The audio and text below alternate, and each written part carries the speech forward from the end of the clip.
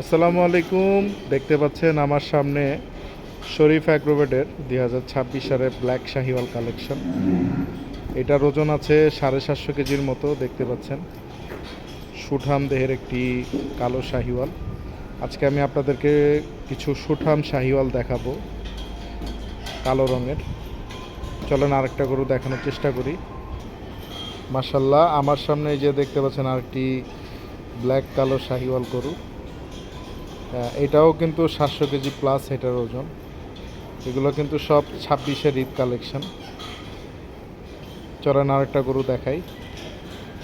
মাশাল্লাহ, এই যে দেখতে পাচ্ছেন আরেকটি কালো শাহিওয়াল দেখার মতো, যেমন গলকম্বল, পুঁচ বা চুর যেটাই বলেন না কেন।